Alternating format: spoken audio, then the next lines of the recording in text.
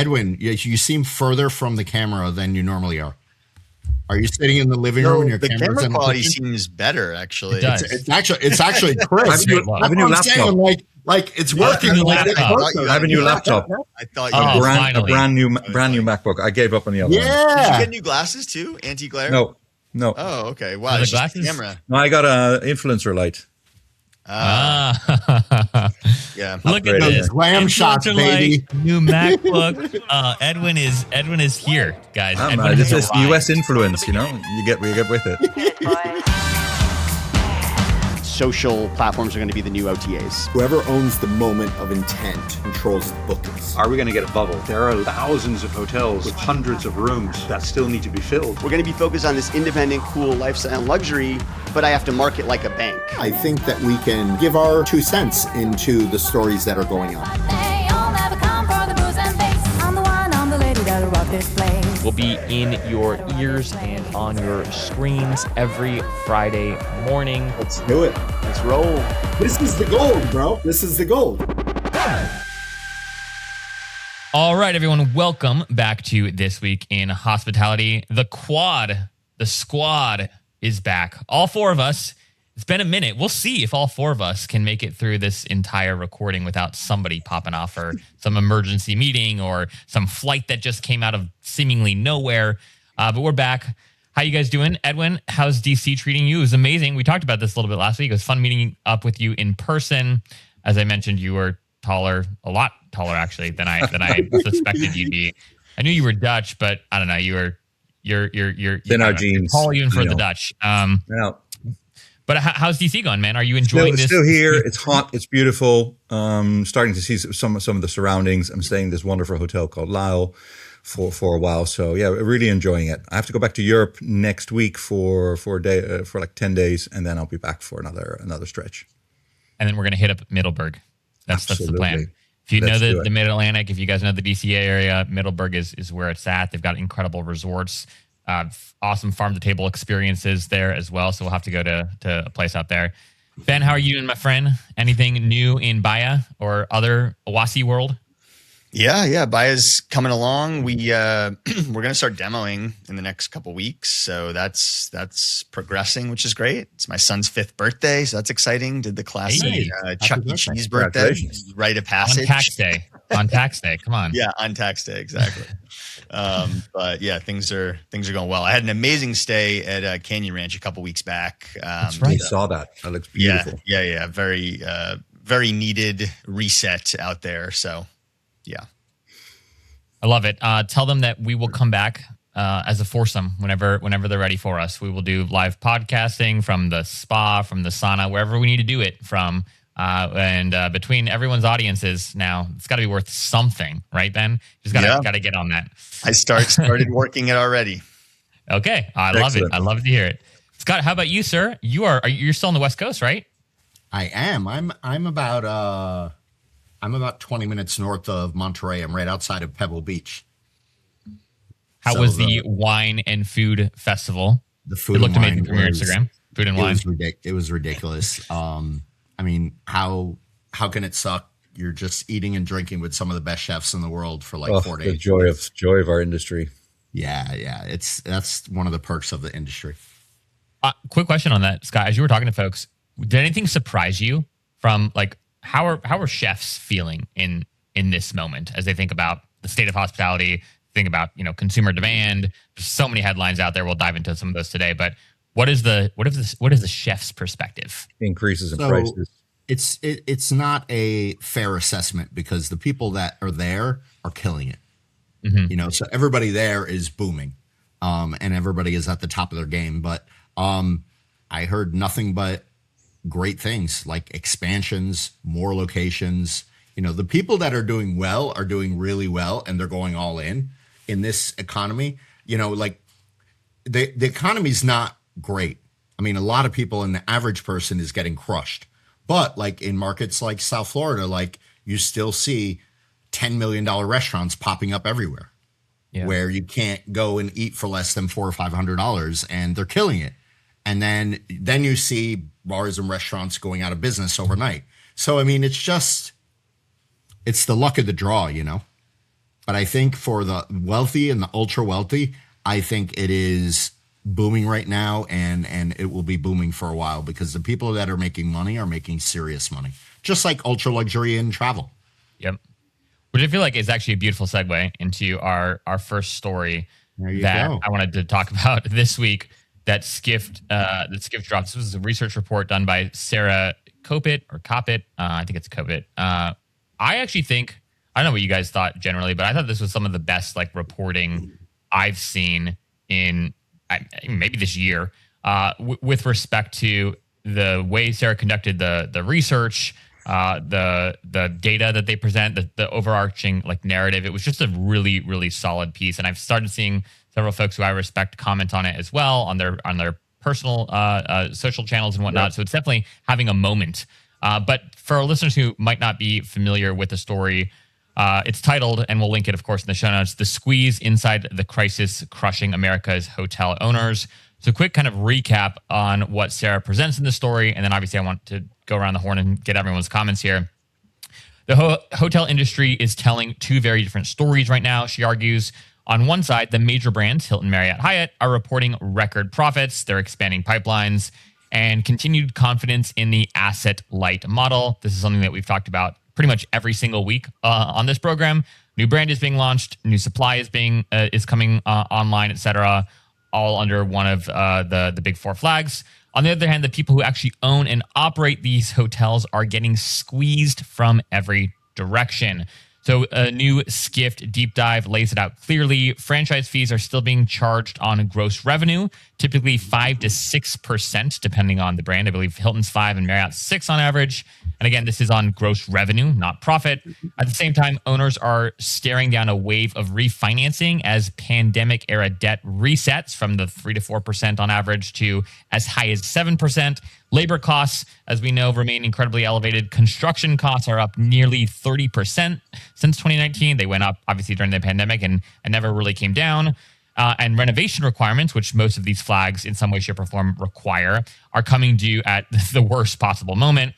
Layer in softening demand that we're seeing. U.S. RevPAR is down 1.6% as of Q4 in 2025, and international travelers are pulling back. Long story short, there's this incredible pressure, this incredible challenge that the owners of America's hotels, the U.S.'s hotels, are feeling. This has actually caused some folks to leave the flag. So there was a report in the story that one owner took 200 of their properties and moved them independent to just get away from some of these franchise fees. There's a ton of volatility right now, and it's worth reading the whole story because the narrative arc I think is really great. They focus on a hotel owner of a Red Roof Inn. Certainly, by and large, affecting kind of middle of the market and bottom of the market, less so on the luxury and lifestyle sides of things, which we have spent a lot of time on this program, again, talking about as well. But I want to go to you first here. You work with hotel owners. You help people buy hotels. You help consult people on where to invest in hotels. What did you think of the story? What do you think of this dynamic? The big brands are winning in their asset light models. The people that actually own the real estate and operate these hotels are really, really struggling in this moment. How do you interpret what's going on here? Do you think that there's any cracks in this asset light franchise model? How do you think owners will respond to this moment in the coming months and years? Yeah, look, I mean, somebody said it really well this week somewhere. I don't remember where, but if the math doesn't work for owners, it's bad news for us all, regardless of where we sit in the hospitality ecosystem. So I thought that was a really good quote. You know, the brands have de-risked themselves completely, right? So owners are now carrying 100% of the volatility. And if one side has no downside and the other has all the, so one side has no upside, the other has all the downside, you start to question, you know, is that a partnership? So this is more a structural shift to me. Because this model worked and still works when demand's growing, and we've seen that over the past years, and when the margins are really healthy. But that's changing because this model breaks up when costs go up and demand flattens, which is exactly where we're now. So these big brands have kind of become a booking.com with nicer branding, and owners are funding it. And then, like you said about the differences between luxury and the other segments, the industry keeps talking about growth. And they're really talking about luxury growth, in my opinion, because that middle is quietly being left behind, and that's where a lot of these owners sit. You know, you're right to point out the the improvement, the PIPs, the programs that are now coming for many of these for these hotels after COVID, they're like the silent killer. But nobody really talks about this, I think, enough outside these operator circles. Because the reality for these owners is, you have to renovate to keep the flag. Costs are up 30%. Debt's more expensive. Cash flow's weaker, so you get trapped. Right? You need higher rates to avoid the renovation, but you need a renovation to get higher rates, and that's not really a cycle. That's like a deadlock, and I think that's why a lot of owners are questioning the brand at the moment for the first time seriously. They have to me they have a way out now. With the way the world works. I mean, the OTAs exist, digital marketing exists, revenue management tools exist. So I'm sure there's some really good examples in the articles you said, but a lot of owners are now asking, why am I paying this 5-6% plus PIP plus brand standards if I can, replicate 70%, 80% of that value myself? Because that question didn't really exist 10 years ago, right? It does now. Yeah. So, to me, the asset light model isn't broken. It's working exactly like it's designed. But the question I think really is it still working for the people who actually own the hotels? And I think that's the real tension out there at the moment. I want to bring you into this in a second, Ben, but I just wanted to throw in some additional data that Sarah outlines here, which I thought was fascinating. There's a couple screenshots of the franchise disclosure document. This is specifically screenshots from Hilton's franchise disclosure documents, and in it they outline a 5% right gross revenue fee as like the monthly royalty fee, the brand fee. Then there's a 3% of gross food and beverage revenue fee for monthly food and beverage fee from the property. Then there's a 2% of gross revenue from the spa, if there's a spa on property. Then there's the 4% of gross rooms revenue for the loyalty program if you're participating in the loyalty program. So, do some quick math here. What is that? Like 8, 10, 14%, right? Plus, if then the guest came through an OTA, right? Another 15 to 30%, depending on the OTA, depending on seasonality. It doesn't add up anymore. I mean, it's like half, right? Like 44%, right? Take if you're a Hilton hotel and somebody books through Expedia. It's insane. Now, there are some nuances in there, right? Like they might not qualify for honors points, and maybe you subtract that 4%. But let's just be generous and call it 35 to 42%, right?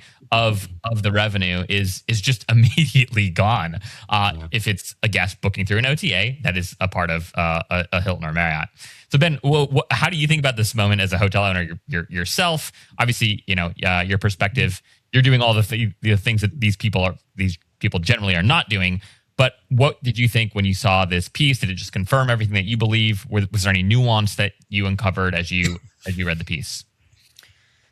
Yeah, I mean, we talked about this a few weeks ago, right? I mean, the math doesn't math anymore. If you're a branded hotel owner, you don't know where your bookings are coming from. You can't measure your marketing, and you're paying this 5 to 10% of gross for that privilege.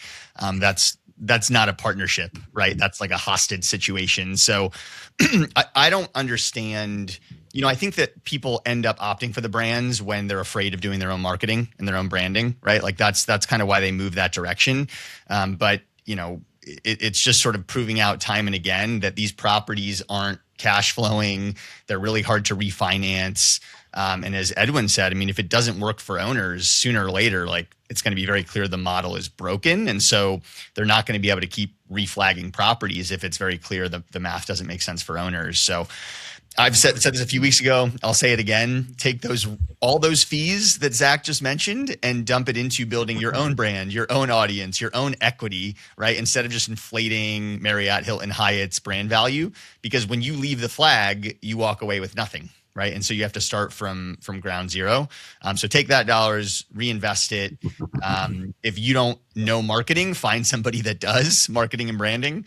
It's not something to be fearful of. And frankly, like I think the big brands are good at distribution. I don't know how good they are at actual marketing today. So it's really a question of, can you find a way to get higher ROI on those marketing dollars, on that reinvestment into your property? Mm-hmm. Instead of just keeping up with the PIP standards, can you add an experiential amenity that actually drives real value, as opposed to just kind of like keeping up with the brand standards to ultimately remain more cookie cutter and less differentiated? So those are my thoughts.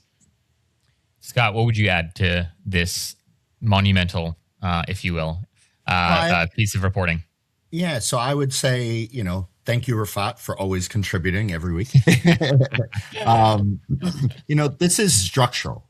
The model is tilted, and it's tilted hard. You got brands celebrating, record performance while the people actually carrying the debt are watching the margins disappear. And that's not a partnership. It's a separation of risk. One side collects regardless of performance. The other side absorbs every shock in the system, rising rates, labor pressures, renovation mandates, softening demand. I mean, all of this lands on ownership. Here's the part that nobody wants to admit. The asset-light model only works when growth ideas hides the inefficiencies. The moment growth slows, the cracks show up fast. And right now they're showing up everywhere. Owners are going to start pushing back in ways that the industry hasn't seen before. You're going to see the independent conversions, more soft brands, more renegotiations, and more quiet exits from long-term agreements that no longer make financial sense, which I'm seeing a lot right now. If I'm an owner right now, I'm asking one question. What am I actually paying for? Is it still worth it in a world where distribution and marketing and loyalty are being rewritten by technology? Because if the answer is no, the entire model starts to unravel slowly and then all at once. It's a tough one. There's rumors, or there's a lot of not rumors. There's a lot of that's the wrong word. There's a lot of conversations online about the near future, whether one or two of the big brands are going to fall. And we've seen this in COVID, right? When hotels weren't performing, there were no fees, which means the entire, all these big branded offices have no income and cease to exist and need to have a lot of layoffs.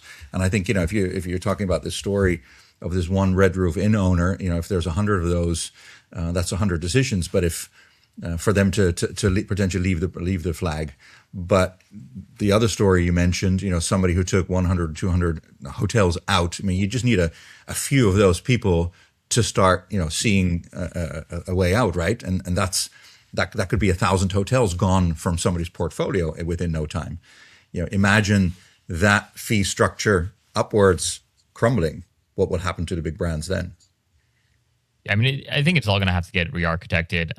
The sad reality, and this is something, Ben, that you talk about a lot, is like these owners just, they don't know their data. Like, they don't have good reporting, and so they see, if the average owner is going to go in, they're going to see how many bookings has Hilton or Marriott driven in this month, and if they're an average hotel, right, it's going to be anywhere between 40, 60+% of those bookings. They're not going to then go into a deeper analysis to figure out, like, okay, could I have gotten this guest without them, right? In other words, was this guest on my website?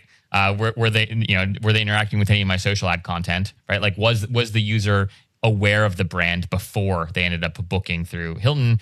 How is Hilton counting that attribution? Obviously, anything that flows through Hilton's site, but also individuals that might have come in through different vehicles. And at the end of the day, if you have the right infrastructure from a technical and data perspective in place, the story becomes a little bit more nuanced and maybe less obvious. Maybe it's more like 15% or 10% are truly coming from these brands, and the rest are interacting with them, right, as part of their journey.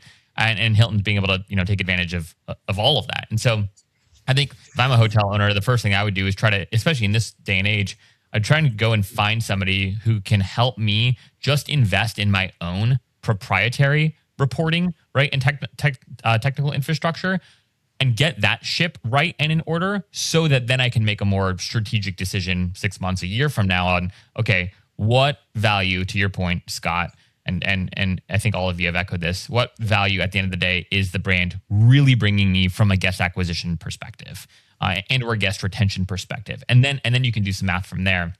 I think that's step one. The reality is, and I was talking to several folks, somebody the other day who's got 200 hotels, about 75% are branded and 25% are independent.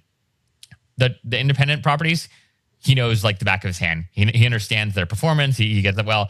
The minute you start asking him about, like, hey, what's your CAC from like a social ad for a branded property, Zero idea. Like, the branded properties, they're just part of the mix, right? So we of course we pay attention to them, but the metrics that we're focused on for our branded properties are not top or even middle of the funnel. They're all bottom of the funnel is what we focus on there. Which I thought was just like a very interesting perspective it's this outsourcing, right?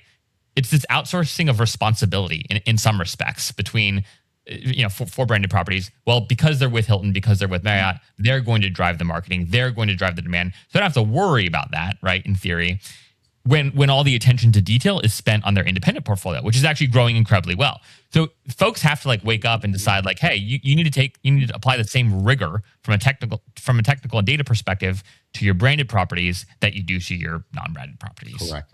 Zach, you and your friend were being very nice. This is not just a sophistication problem. The brands actively block you from this information as much as humanly possible, right? This is not just, owners aren't sophisticated enough to understand. We've worked on this with owners, with Awasi clients that are tied to a brand. It's almost impossible to find out where guests are coming from. And that's by design. Yeah. Yeah. Oh gosh. Well, we could rant about this all week, but I want to encourage folks to read this whole piece. I just thought it was a good piece of reporting. It's a good reminder about kind of the state of the industry, and hopefully, it inspires more people to have the kinds of conversations that we're having right now, and more owners to do what they can to get a little bit more control over their guest journey and see what optimizations they might be able to put in place. And at the end of the day, question, hey, what value is the flag bringing me, or is it not?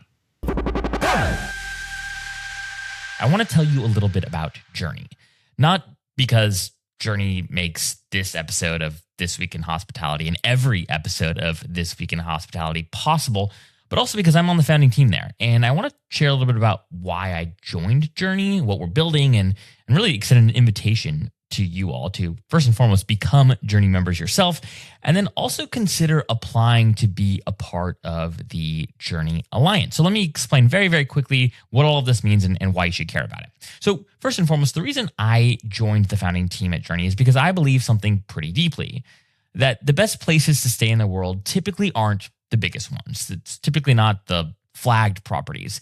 They're smaller boutique properties that evoke a sense of deep soul, character, story, right? We've all had these travel experiences where we stay in this property where we feel like the operator, the staff knows us, right? We feel taken care of. The temperature in the room is just right. They saw that we were struggling with our bags and we had couple kids with us, right? And they offered to entertain the kids with some fun little toy that they had stashed behind the front desk, right? We've all had experiences like this. And those experiences are notably different than the experiences that you might get at a standard Marriott or Hilton or Hyatt hotel. The reason why we built Journey is because we believe that the best operators in the world are not properly equipped to compete in this evolving, ever-changing environment that we live in today. I mean, you hear buzzwords all the time, right? What is AI going to do to the little guy? And we believe that actually AI empowers the little guy. AI empowers boutique and independent properties in a way that historically they haven't been empowered. We believe for the very first time, these properties with soul can actually compete in a very meaningful way against flagged and more traditional properties. So what is Journey? If you're not familiar, Journey is a loyalty and guest intelligence platform built specifically for independent hotels, residences, and high-touch hospitality brands. I like to tell folks that Journey becomes your partner in all things AI, your partner in enabling guests to make it a very easy choice, quite frankly, to stay at your property, right? The best independent properties versus the properties where they might have status, right? Or get points or get rewards at staying at, those being, the chain hotels, of course.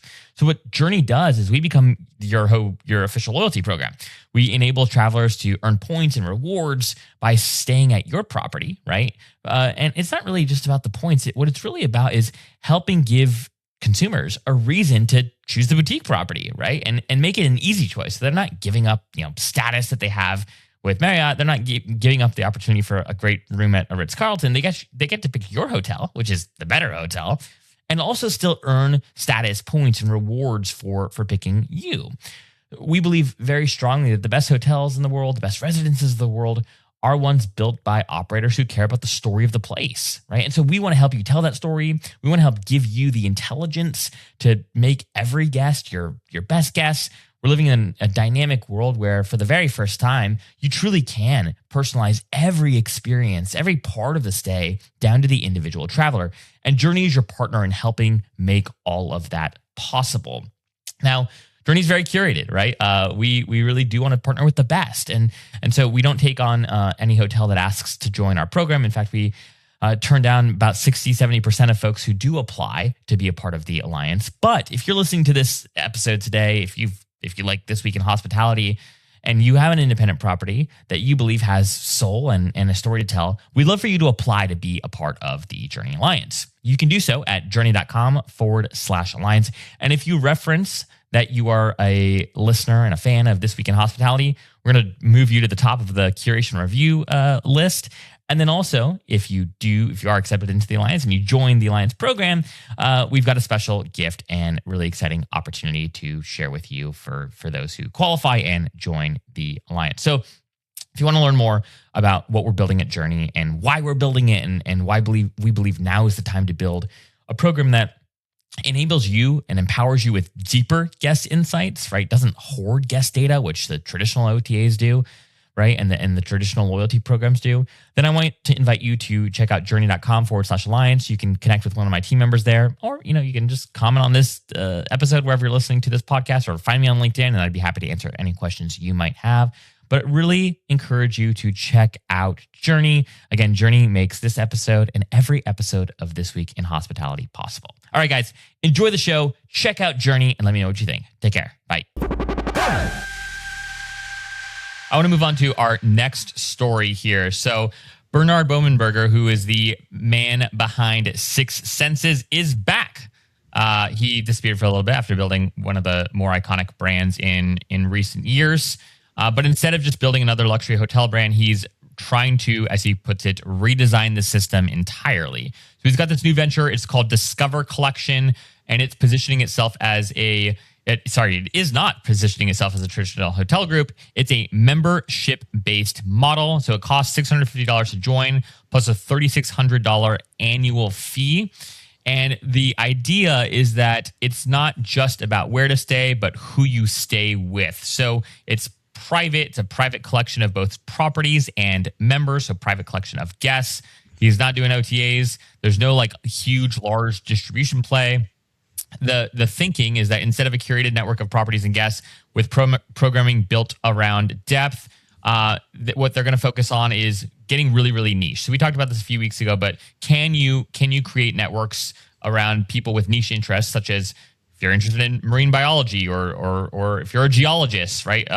If you're a specific artisan in another space, how do you create really, really, really deep networks of these individuals and connect these individuals to the right fit properties, the right fit stays, the right fit experiences that other people who are in their communities have affinity for. So they have their first property that just opened up in Amman. It's 32 villas. It's hyper local design, fully immersive experiences, and an all-inclusive structure that removes transactional friction, as he puts it. But the real innovation isn't just in the product, it's the structure. This is Colin Nagy reporting this. Travel advisors get 12% commission, not just on bookings, but on lifetime guest spend, which is obviously a direct challenge to how loyalty distribution and customer ownership have traditionally worked in the hotel world. So you bring somebody once, you get 12% commission on that initial stay. But then if Ben comes back and then he brings his family and then he comes back every year, you're getting 12% commission on every single one of not just Ben's stays, but his spend within the collection.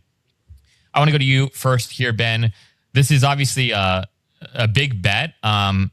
Maybe you can do it once or twice or a few times. The question is, does this scale? Maybe it's not intended to scale. But what did you think about this move? Think it'll work? What's your take on Discover Collection? I think it's spot on. I mean, the riches are in the niches. You hear this all the time, and I think it's very true with hotels. And it's not just that you're focusing on this niche community and they have to have that very specific interest. Even people who don't necessarily have that niche interest are attracted to that, super unique experience, right? So it does actually have a much broader audience than I think people realize. And we talked about this a few weeks ago. The best properties right now, they're not building hotels. They're building worlds, right? And 32 villas, no OTAs, a membership filter. You don't need $1 billion or a flag to pull it off, right? And that's what is, I think, very compelling about this. We do this all the time with our properties, Onera, Baya, et cetera. We constrain key count so that we can control occupancy and rate, and we don't have to rely on some of these very expensive distribution platforms, whether that's a big brand or an OTA. I think this is a great way to do that. And by the way, there's a reason that some of the most in-demand hotels on earth are almost all sub 50 keys.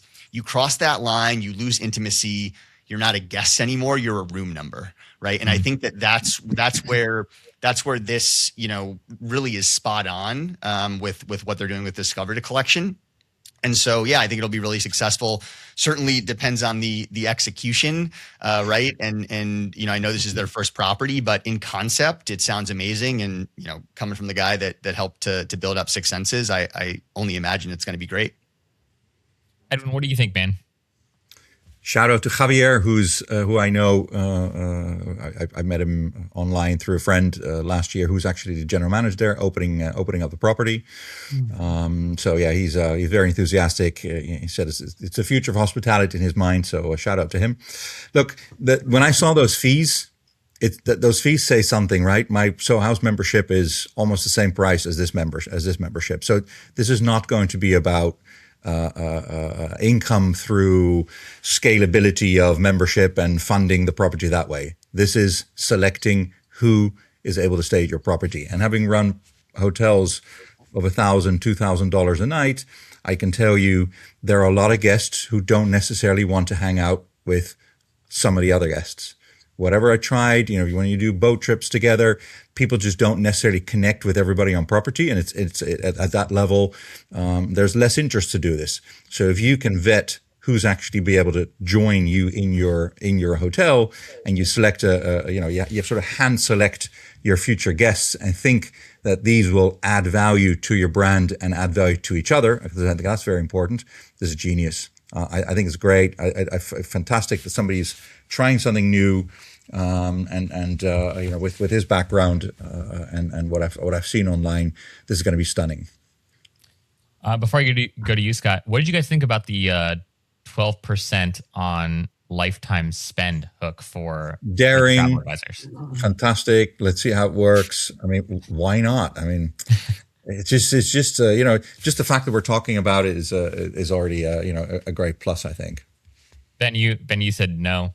What's your take there? It's a different model. Look, I mean, I know a ton of these very luxury properties, independent properties, do a ton of great business with travel agents. And I think we talked about this maybe a few months ago. This sort of like more curated travel planning experience with a person versus AI, like how some people really want that, especially at the very high end. So it's a strategy, right? I think that it can certainly work for them. To me, it does sound pretty darn expensive, given how much you could invest in direct distribution and inspiring guests, whether through content, media, ads, building your own funnel. But I hear it. I mean, it's sort of, I liken it a little bit to folks that are giving up equity to influencers. Like it's kind of sort of along those lines. So expensive, but you have a very bought in constituency funneling you the best guests on the planet. Like that's got to be good. Yeah, or it's not expensive, right? Because what happens in our hotels so often is that once the guest leaves, there's no more communication. We fail on so many levels. There's no aftercare, like when you buy a great product sometimes.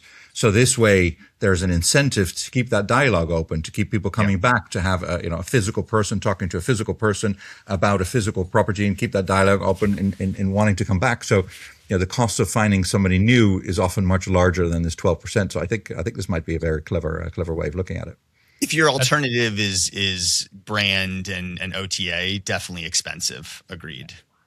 I think it's amazing. And to your point, Edwin, I saw it more as like it's a customer retention play too. So they're factoring in customer acquisition, customer retention, and also right the fact that it's a vetting for their community, right? Yep. So like if I'm the travel agent, I'm going to be extra selective, extra careful to make sure that Edwin fits the caliber of guests. So there's probably some time spent that their curation team or their membership team doesn't have to spend for those individuals. So they factor in, the time to accept them as a member, the time to acquire them as a guest, and also the time to retain them as a guest.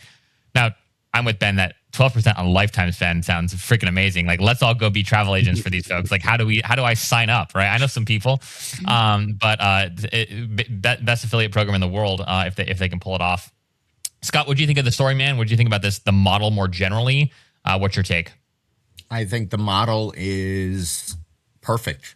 It's the same model. It's the same idea that Soho House had, but Soho House just started letting everybody in, and it's just, there's certain cities you walk into a Soho House, it's just ram-packed with idiots, and it's not a great strategy anymore because they lost their way. It's just a money grab now.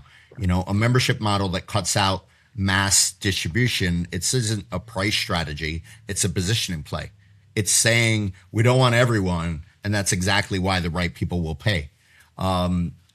Loyalty programs as we know them are on borrowed time. Points are commodity. Access is not. Travel advisors just got handed leverage again, not small leverage, real leverage.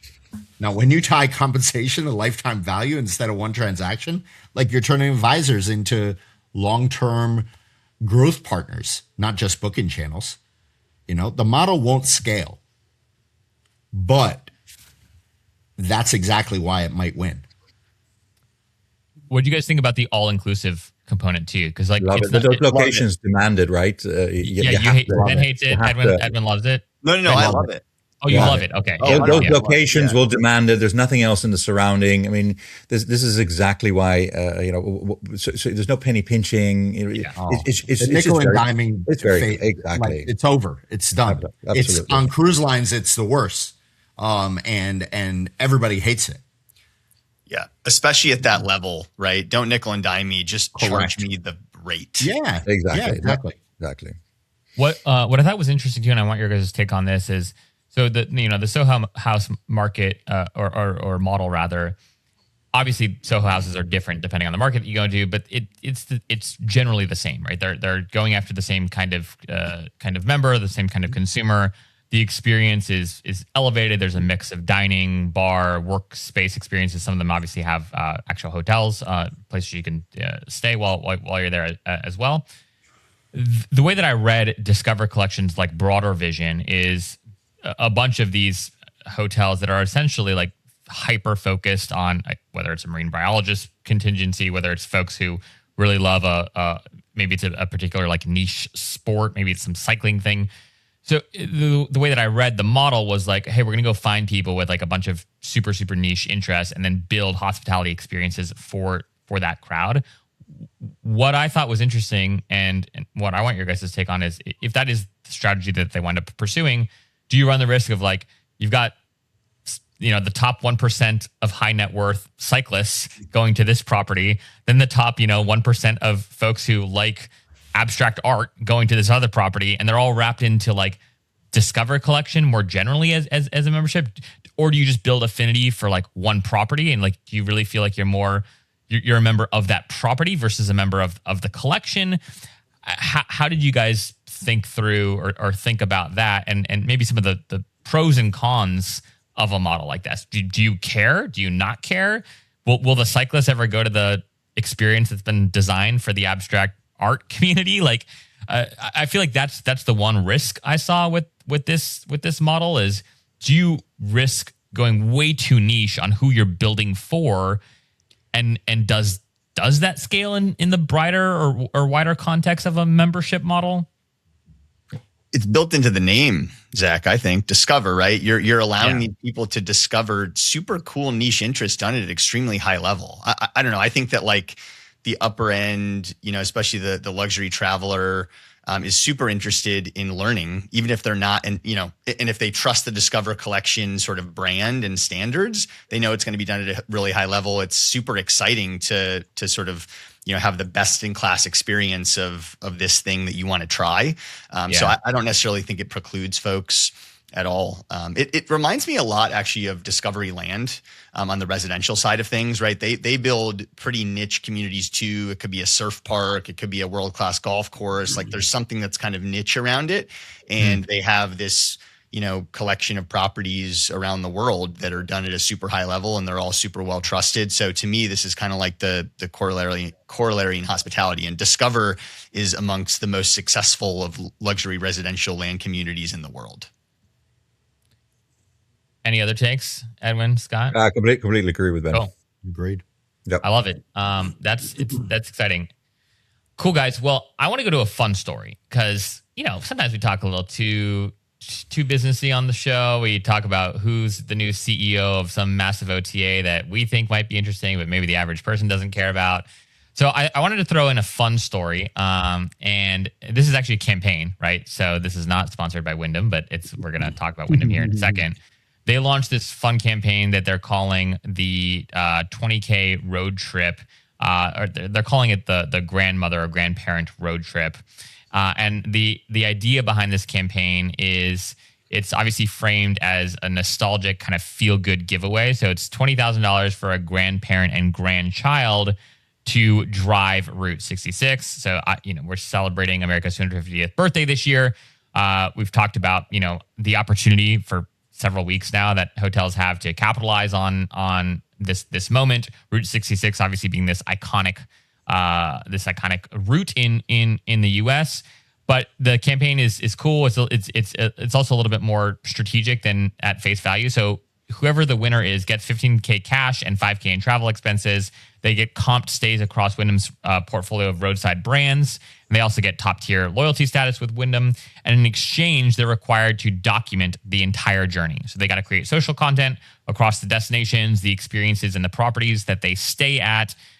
So this is something that we're used to seeing the luxury players do.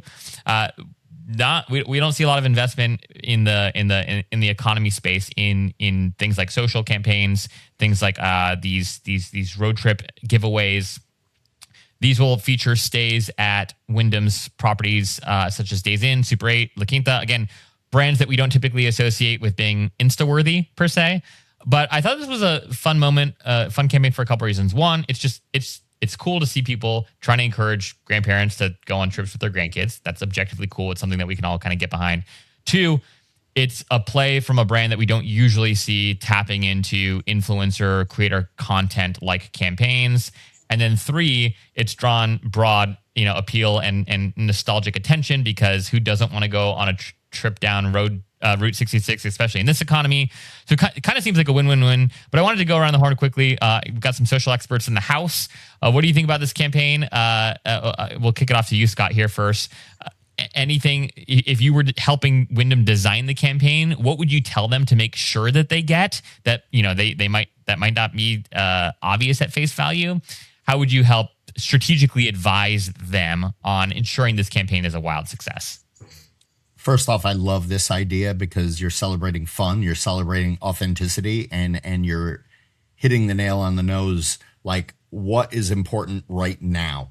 Like, you see all these properties talk about generational travel. Like, this is it. This campaign isn't about giving away money. It's about buying attention in the smartest way possible.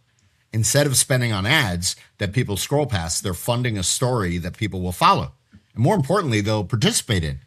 This is where the industry's going, whether people like it or not. The line between the guest and creator are gone. If your guests aren't creating content, you're invisible. The most valuable guest in your hotel is not the highest spender. It's the best storyteller. Campaigns like this aren't about immediate bookings. They're about owning mind share early in the decision cycle, where most brands don't even show up. Let's be honest. Most brands are not interesting enough to pull this off. Most brands, honestly, in the back of their mind, they think they're too good to do a campaign like this. That's my thing. What about you, Ben? What's your take? I think this is a perfect brand market fit. They're leaning into who they are, right? Route 66, is the Wyndham footprint, right? So I think it fits perfectly. I think that it is a great way to leverage who they are, which can be challenging, right, with a more economy product. And so this is definitely, as Edwin would say, a clever way to make that happen. I do question the name. I actually think that this might be more grandfather centric than grandmother, but we'll see. Maybe it's 50-50. So yeah, I would drop mother and just call it the grand road trip, is my 2 cents. But overall, I love it. I think it'll be successful for them. I was also thinking from a demographic perspective too, like if someone's going to be able to do this, right, and they're going to go on this iconic trip with a grandparent, they're probably, I mean, this is certain. I'm making some assumptions here, but maybe they're not married yet. Maybe they don't have their own families yet. Maybe their grandparent is still well enough to be able to like drive down Route 66 on an extended vacation, right? So you're probably targeting like maybe a grandparent that's got a grandchild in the early 20s, maybe even like late teens or something like this. So somebody who's a TikTok native, right, themselves in terms of the grandchild. Also somebody who's going to document this really cool experience with their grandparent in the kinds of stays that if you're a 19-year-old, right, looking to do a Route 66 trip, you're probably like, I mean, Days Inn, La Quinta are going to be candidates of places you might stay, right? And so I thought it was spot on in terms of thinking like, I mean, I don't know, unless there's like some contingency of grandparent influencers that I'm not privy to just yet. I'm sure that there is. It's probably the grandchild that's going to be doing the documenting and the posting, right, and the sharing. And so I thought it was super clever in terms of like they're specifically going after a younger creator who's going to have the digital nativeness, the social nativeness, so to speak, to be able to post about this kind of content, and actually could be a huge driver in theory of seeing that particular demo go and book more of these more economy properties versus being a millennial or a Gen Xer kind of on a road trip with their grandparent. Not sure that that's the targeted intent here. Edwin, Well, I can tell you one thing. Over 50 creators are booming right now. I had this thought. I was like, you know what? What are all the influencers that are around today that like I follow, my wife follows, right? Like everyone's gonna get older. Like are people just gonna give up, or are they just gonna get better over time? And then I was like, I wonder who like the 50 plus, 60 plus, are there like 80 plus creators out there that are just crushing it? The grandmothers. There are. Yeah. Yep. Totally. I wonder too if Wyndham's been listening to the pod and this is their play to get a TV show, because this could be a TV show. Oh, totally. Oh, they do it. Netflix. Edwin, any final words on the story? Yeah, I mean, it's again fun, like you guys both said, fun, clever, and just if you look at the math, I mean, I needed a photographer for an event the other day, and it cost me $1,500. Just if you just look at this campaign, 20,000. I think they might have to up it a little bit since the inception of this campaign because of increases in gas prices in the US. Yeah. But that's a different story. But the 20,000 plus hotel nights plus lunch in the campaign. I mean, what's that going to cost versus having somebody manufacture content through paid photography or paid videography? I mean, very clever, very fun. The fact that we're talking about it, just paid for it already. And having the news story out there. Tag Wyndham. Tag Wyndham. Yeah, just super fun, super clever, unexpected from this brand, but love it. Give that marketer a raise. Whoever was able to convince the dinosaurs to use a Scottism to go and invest in this, they deserve a raise. They deserve to be 100%. Promoted. Make 100%. Them CMO. Marketer of the year. Marketer of the year. You convince Wyndham to invest in a social campaign. Like that's next level, man. I want to. It would actually be a fun story to watch. Yeah, I would love to watch. I would watch it too. That's why I said TV show. Like I think it'd be a fun, like amazing race, grandparent, kind of situation, right? Yeah. You know what they should have done? They should have made it a competition, right? Like you put a few of them together, and it's like I don't know who can. Have the bet. Who can make grandma smile the most? Yeah. Next year. Yeah. Okay. So I want to go to this last story of the week on Coachella. Second weekend of Coachella is happening at the time that this episode will release. First week was massive. But the reason I wanted to talk about it is because Coachella's grown significantly from just like a music festival to this kind of I don't know, just massive cultural moment that happens every year. This year, the event is expected to draw over 500,000 attendees and generate between $400 and $600 million in regional economic impact. But what's more interesting is how behavior is continuing to shift. So attendees are no longer treating it as a weekend-long event. Typically, on average, they're arriving 3 to 5 days early. They're staying up to a week, and they're exploring the broader region, Palm Springs, Joshua Tree, wellness retreats, etc. Roughly 60 to 65% of visitors now extend their stay beyond the festival itself, which is obviously super helpful for the local economy. Hotels are running at 95 to 100% occupancy, with rates doubling or tripling during key dates, especially on the weekends. Entire local economies, from restaurants to rideshares, are built around this 2-week window. Coachella has obviously transformed itself into a demand anchor, a cultural moment that doesn't just capture travel demand, but expands it geographically and temporally. For hospitality, it's a powerful signal. The biggest opportunity isn't just in rooms, which we've known for some time. It's in owning experiences and being able to create new demand for new sorts of experiences. So obviously Coachella has been kind of building for a while. It did not become a cultural event or a cultural happening overnight, but I think it's one of the more iconic ones. Even just in seeing who goes to it now, like on Instagram, you see all these people that are there. It's like, you don't care about music at all. Like, you have no idea what this event is. You're one of my favorite influencer dads to follow, by the way, who just does like workouts and talks about like how to be a good dad or whatever. You know, he's going and he's like all dressed up in like hot pink, you know, tights and weird shit and whatever. But point being, like, he has no right or no interest to be there, but he's going because he probably got invited to go and it's being covered. But it's also like it's become so culturally relevant that everyone from every pocket of society wants the opportunity to attend an event like this. So my question, I'll start with you, Ben, here, and then Scott, I really want your take on this. And of course, yours too, Edwin, is how does the hospitality industry, can the hospitality industry create other moments like this? Like, it's not going to be Coachella overnight, but if you're a smart, savvy operator or hotel owner, how do you get other folks in a region to come together and kind of build or architect the next Coachella today, so that in 5 years from now, 10 years from now, maybe your economy, your local economy is housing something Coachella-like?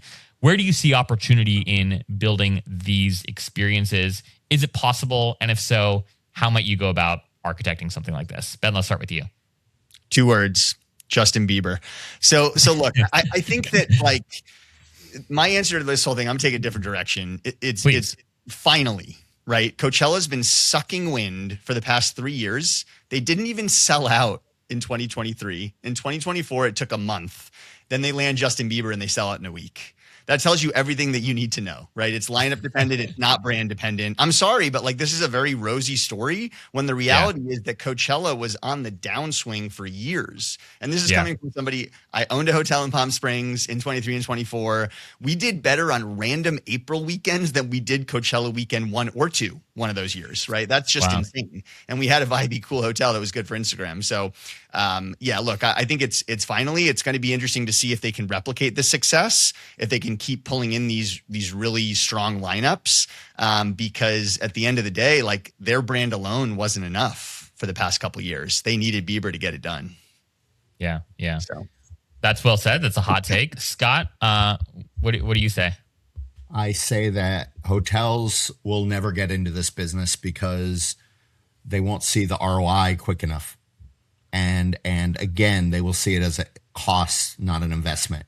Like, what's happening here, it's not about the music festival. It's about creating a reason to travel that extends beyond the event itself. So I'll give you an example.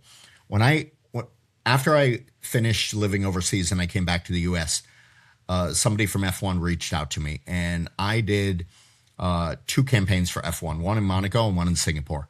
But they brought me out like a week early and made me stay like several days after, and like lined me up to do things in the actual destination that associated themselves with the destination.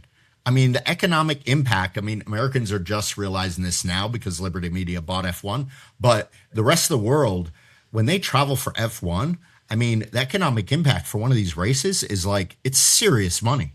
And it's the same thing with music festival. I've been to Tomorrowland in Europe back when I lived in Barcelona. And, like, these, if you do it right, you can really take advantage of being based in a city that has one of these cultural explosions that happen. You know, the problem is do they think they'll see ROI fast enough to actually invest in it? I talk to hotel owners all the time, and it's just is all they talk about is the speed of ROI. Yeah, that's all they do, and it's not going to happen. As Ben said, if you're a loss leader for 2 years until you realize you need a big headliner, so I can guarantee you, 6 months before Coachella next year, they're going to announce a big headliner. Yeah, like it's better. They better.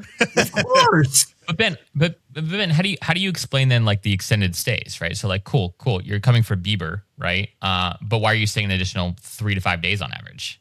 Look, I think that's just a trend around how travel is shifting, right? Correct. Like longer stays, like even with the go back to the office trend, there's still more flexibility in work life and working, from other locations and whatnot. So if you're going to go, let's make it an adventure, right? I mean, I think but look, I'm telling you, the last couple of years, Coachella was a big brick, like big brick. And a lot of these vacation rentals and hotels are banking their year on Coachella and what they can do.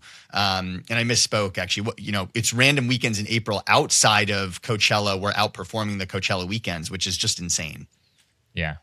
That's wild. We've got some mutual friends who have an incredible collection in Joshua Tree, and they, last year in Coachella was really, really tough for them. So adding on to what you were saying, Ben, and they were shocked, totally shocked. And they have some of literally like the best homes in all of Joshua Tree. And many of them were empty that weekend. Love Joshua Tree. But I mean, yeah, I think what's interesting, what I hope people take away from this is like, regardless of how Coachella is or is not performing over the last few years, right? What are opportunities to build these like moments, and in a perfect world, how do you build experiences like this? It's very hard to do because like you can't just command culture, right? Culture is like created organically, right? And Coachella started off as incredibly niche, and then it's become what it is today. But I think it's a wise and like worthy pursuit for creatives in the space to start thinking about how do we create some of these other moments? How do we seed these opportunities today so that in 5-10 years, maybe our market has something like this in our taste, of course, and in our version of it. Edwin, what do you think of kind of these major cultural events, how it affects hospitality? We obviously saw like the Taylor Swift tour, right? Literally, increased GDP in several countries and key locations. I think that's like the pinnacle example in recent years. But how else do you think about the opportunity that exists for hotel owners, for local tourism boards to help partner to shape experiences that gain cultural relevancy? Yeah, I agree with Scott. I mean, this is very hard to do because these things take a lot of time. The last time I went to Coachella, because I lived in Palm Springs in the 90s, was 1998. And I saw Moby and Rage Against the Machine, very different lineup to what it is nowadays. Nice. And if you look at, how many years ago that was, this is finally caught on. Probably, as Ben said, because of the lineup, but also from a ticket price point of view, right? Tickets are, this is an expensive festival. Stupid. So if you're going to travel from wherever because somebody's playing or a big lineup is playing at a big festival, you're not going to fly in and out. You want to make sure that you get your worth of vacation time or local leisure time. Hence the fact that people are tagging on some extra days. But I don't think you can curate this, right? I mean, Bali has, and that's not a festival, but Bali's become one of those places where over time the right people came, just like Burning Man, and all of a sudden, it becomes one for the masses, and it drives prices up, and people want to have a sense of belonging. They feel they need to go out there, and those things take time. It takes the right people, and I don't think you can curate this. I think hotels will sit on the backside of having to wait to see how this unfolds. And as Ben pointed out, if you have a couple of bad years because of the economic situation or because of an incorrect lineup, then everybody else around suffer. But I don't think you can curate these things from a hotel perspective. These things take years and years and years to build, and then if you're lucky, they're going to succeed. Yeah, well said.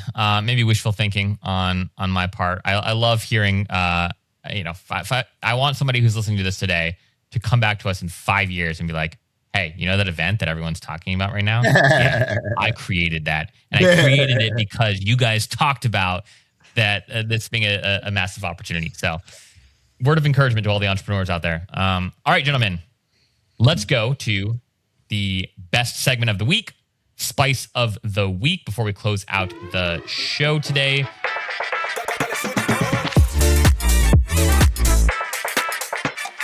Any takers?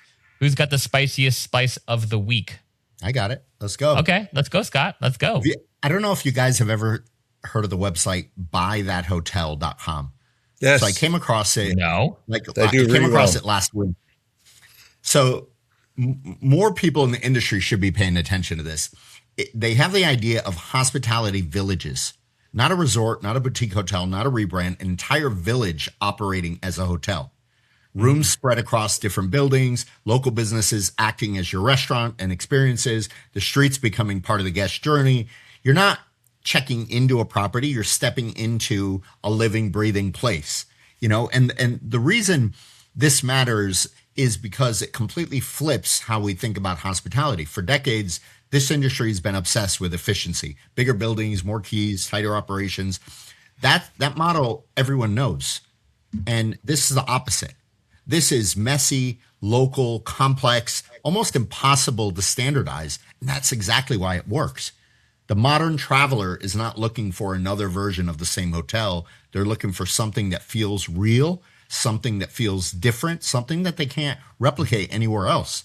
You know, if the hotel becomes the entire destination, what exactly is the role of a traditional hotel moving forward? Ben, they've got some eco retreats. You could get your eco retreat in Portugal, 820k euros. Not bad. Not bad. Wow. You know, I'm a ground up guy at heart, but I'll take a look. Better or for worse. I'm a glutton for punishment, I guess. Oh gosh, yeah. Well said, Scott. This is a great find. I feel like I might have seen them a while. Yeah, ago, they're also, you know, they're quite present on LinkedIn. I think they're also tagged into this guy who's pretty big, David Kelstra Dutchy on Instagram. He presents hotels and that are, you know, bargains and explains what he would want to do with them. I think they're all linked. So it's pretty fun. Oh gosh, I found my new Zillow, guys. Found my new Zillow. I love it. Yeah, that's. I mean, there are some really great villages that have been. I mean, Ben and I were talking online about this. There's Noventa. Noventa 90, yeah. Well, now it's just Noventa, I guess. But yeah. Three guys who bought a village, had people Dutch guys, paying. right? Yeah, three Dutchies had people paying in to come and see them for a couple of events. Successful. People wanted to buy in more, and all of a sudden now it's a whole ecological system. Very, very cool. All right, Edwin, Ben, Spice of the Week. Who's next? Go ahead, Ben. All right, I'll go. Okay, let's go, Ben. Cool. So harkens back to the first story. I think all these stories in some ways, distribution without differentiation is an expensive game and a great way to lose money. And so I think that's the thread that we're seeing. And, you know, hotel owners are seeing this more and more. The math on boring big box branded hotels, it's not working anymore. And you have to create pull through experience, content, programming, story. Otherwise, you're just paying for placement, and that placement's becoming increasingly expensive. Now, if you are relying on OTAs, big brands, all the rest, you're paying for that placement, and it becomes a race to the bottom on price if you're this commodity product. So I just think it's a reiteration of the fact that it's not just about the distribution anymore. And that I think that like model of purely focusing on that is broken. You have to create a pull to your property. And I think there's going to be a reckoning in the next, 3 to 5 years that just becomes increasingly obvious to owners and developers. And then it's like, what are the big brands going to do at that point? Well said. Well said. I'll go quickly, Edwin, and then we'll close out with you. Last week or a couple weeks ago, we were talking about why don't OTAs just leak a little bit of customer information to folks that would like to owners that would kill the book direct movement in some respects, right? And I got a unsolicited DM from somebody who must have been listening, and according to them, this is spicy / gossip corner of the week here, but apparently there's a test underway with some strategic professional Verbo managers. So I don't know how they're defining that, to send basic lead-like, whatever that means, lead-like information to managers of these properties. Now, again, you have to be at a specific threshold.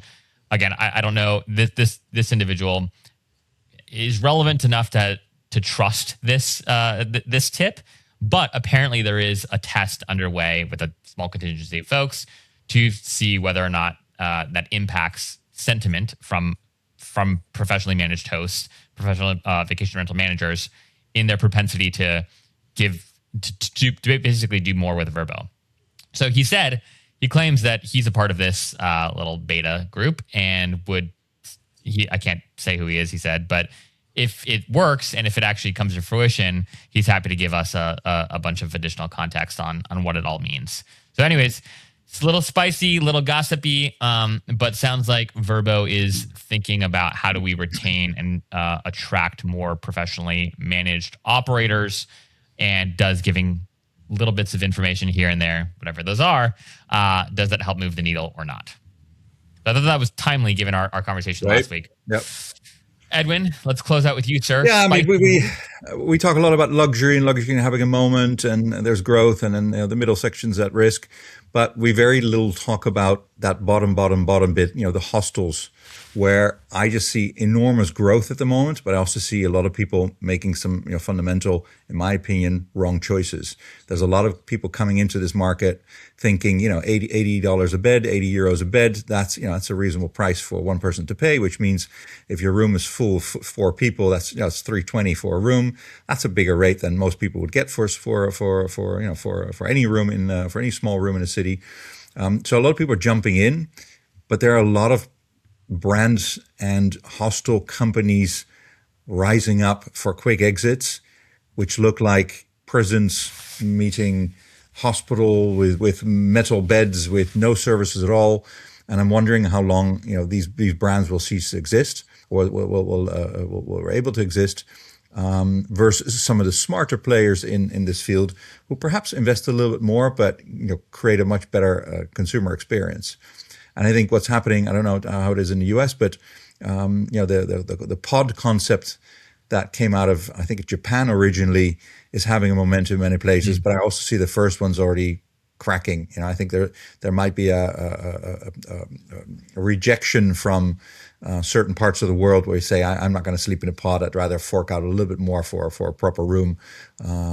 So these things were phenomenally successful in Japan, and I think some people try to copy that. I know, they're being implemented in student cities, they're being implemented at train stations, and they just seem to crumble left and right from the stories I hear around me in Europe. But I think it's a segment worth watching to see what's happening there, because obviously people being more price conscious, this is a sector that could have a real great growth, but I think only for people who are going to add something to a value of a night's stay, and not just simply a hospital looking kind of bed. So we always bash all these brands that are really bad at social, right? I just want to highlight somebody who's doing it right. There's a cinnamon roll guy in London. It's called Roll Boys LDN on Instagram. Dude, their content is so good. It is so raw. It is so authentic. It is so what's needed right now. Every brand in the world should actually follow them and copy their model. You got it, Ben? Making a note of it. I'm shooting them a follow right now. I have not seen it. Yeah, they're so good. They're so good. Me hungry, so man. you see Do they just make cinnamon rolls all the time? Literally, like if you click that third one that says "My Story," Ben, the pinned post, like just watch that. It's insane, and they're just doing it right. Have a look. They're killing it. Very cool. Well, ladies and gents, that's the kind of content you can expect here on this podcast, right? We talk about cinnamon rolls, cinnamon roll reels. We talk about what's happening with Rumorville. I always call it Gossip Corner. I don't know. At some point, I think I started calling it Rumorville, and then somehow I lost it. It evolved. Anyways, whatever you want to call it, right? Did you binge Gossip Girl last weekend? I've actually never seen Gossip Girl. I just have not watched like any really good TV. Like, unfortunately, I only watch bad TV. I'm a sucker for like the horrible Netflix shows that are like super cheap. Like, you know what show I really love? Have you guys seen The Lincoln Lawyer? I mean, That's why you don't want to have dinner with me often. Okay. To be fair, I get to watch like one episode a week, so it takes me about like a year to finish the show. Backing out. But right, like I don't know what it is. I like the Night Agent, like the really like cheesy Netflix shows. Oh, dude, it's just such an escape. I don't have to Turn think off about brain. anything. Turn off Yeah, brain. yeah, it's so easy. Yeah. Anyhow, all right, guys, thank you for joining us for this episode of what was that, Edwin? No, I said thank you. Oh, thank you.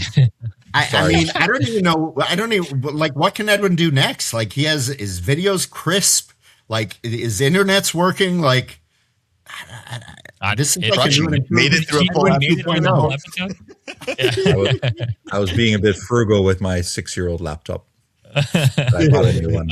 All right, I've tried to wrap this pod like 4 times, guys. So like, let's just do it now, guys. Thank you for listening to This Week in Hospitality. This week and every week, give us a like, a subscribe, a comment. I got to share with you guys some DMs, some fun DMs I got this week. By the way, group chat from Yes, listeners. please. So thank you all for tuning into the pod. It's been a great week as always. We'll see you next week. Ben, Scott, Edwin, thanks for the time. Thanks for joining us this week. If any part of today's conversation sparked an idea or helped you think differently about the industry, we'd love to continue the conversation. You can find each of us on LinkedIn, on X, on Instagram, or whatever your preferred social platform of choice is. Links to all of our profiles are in the show notes below. This Week in Hospitality is presented by Journey. Journey is a loyalty platform built specifically for independent boutique hotels and high-touch hospitality brands. Our mission is to give operators the same powerful rewards engine, data intelligence, and guest insights that major chains rely on, without asking them to give up the individuality, the soul, and the story that makes their property so exceptional. At a moment when travelers are craving unique, meaningful experiences, and operators are navigating rising OTA costs, fragmented data, and shifting expectations, Journey provides a unified ecosystem that strengthens guest relationships, increases direct bookings, and helps independent properties thrive on their own terms. We're building a global, curated alliance of exceptional hotels, villas, and residences, a network that rewards exploration, empowers individuality, and gives independents the scale that they deserve. If you're an owner or operator of an extraordinary independently owned and operated hotel or residence, and if you want to see whether your property is a fit for the Journey Alliance, you can learn more and apply at alliance.journey.com. All right, friends, we'll see you next Friday. Until then, keep building experiences that are worth remembering.